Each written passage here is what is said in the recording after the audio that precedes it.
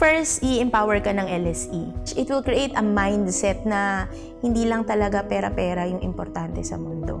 And when you suddenly realize kapag talagang naranasan mo yung mga small impacts nito, then you would see that it's all worth the time that you spend, and iisipin mo na you have really become a better person. LSE actually have given me the confidence to pursue entrepreneurship. I was able to have that courage. I've learned that it's not only to make a profit if you're going to build a business. It's more about helping the society, how to address the social problem as well.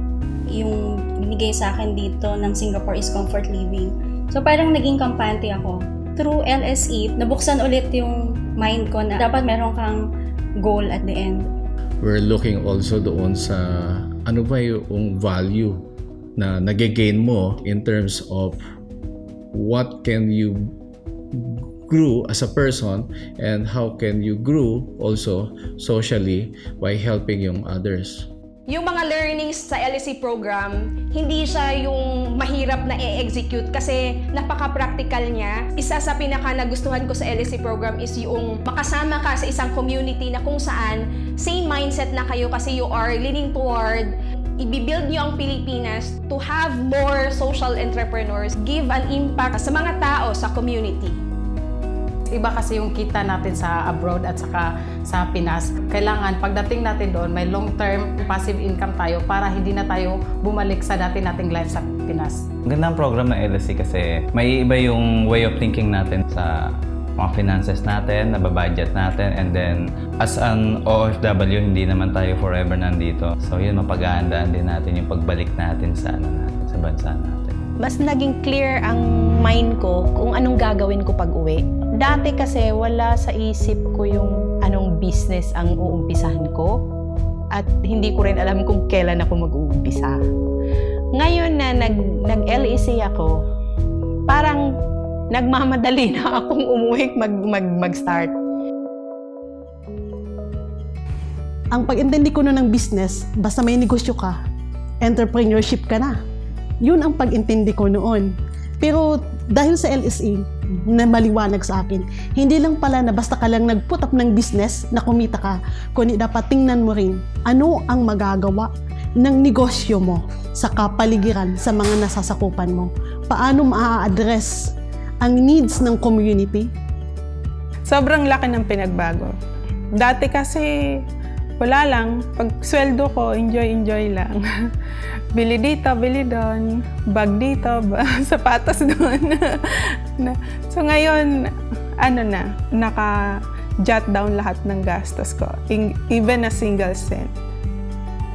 If every OFW, hindi lang OFW, kung lahat ng Pilipino, you can have this mindset that actually you can move towards kung ano yung kailangan mong gawin. And hindi ka lang nagpapadala sa alon ng araw-araw, impacted by everyone around you. Then I think it can create a big impact sa buhay ng bawat isa. When I heard the leadership and social entrepreneur, so parang feeling ko makakatulong sa akin yun. Ito yung hinahanap ko na mga ideas para mas lalo kong mapalago yung sarili ko into this, yung pagiging entrepreneur. I've always wanted to have a business, but only here in LSE program that I knew about social entrepreneurship. It's not just making money for yourself, but having a socially relevant business that will benefit your community, your city, your place, your family. I think it's time na maging involved tayo sa growth ng ating community at ng ating bansa. Kahit wala tayo physically sa Pilipinas, malaking impact din naman ang magagawa natin. Maganda siguro maging setup ng Philippines. Halos lahat ng Pilipino, hindi na sila lalabas ng bansa, mag-e-entrepreneur na sila. Parang setup ng Singapore, ng Japan, instead na yung mga Filipino yung lumalabas ng bansa to work. Parang ibang nationality yung papasok sa Philippines to work, to learn our language. This program has been very helpful to make it very clear for people that you have to have this plan and you have to have a clear idea of how you plan to achieve it. So it's not enough to also just have an idea. You also have to have a clear action plan how you want to go about it. I really think that LSE is a very good program, experiencing so many learnings from the very best teachers and entrepreneurs. What LSE have given me is a lifelong learning, and it will not be taken by anyone else. And this lifelong learning will be my treasure.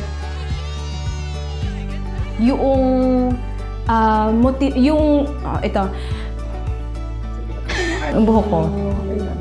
Hindi ako nagsaklay. Ready na? Okay, yeah. Ano yan? Ba't may ganon? Game, pakilala ka na ako. Teka lang, ano nga ang work ko? Impromptu. Binigyan ko ng ibang tanong, ano? Kasi naririnig ko yung galon.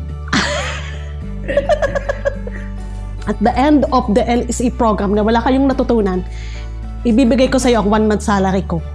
Pero, kung ako kayo naman may natutunan, kukunin ko rin ang 1 month salary nyo. Pag gusto mong Taglish, okay lang din. Nahirapan ako eh. Sige, Ay, oo nga. Na-stress naman ako. Hindi mo naman kasi sinabi sa akin eh. yan, ito ka Taas mo pa rin. Ay, taas ko daw ganun. Hindi ka pala forever. Oh! Ay, okay. Ano yung unang tanong? Ano lang, Sige. start. Tanungin mo muna ako. Pinstrapiso, pwede ba magbanggit? Pwede ang banggitan. Biblical, gabi na. Yun, especially nung kay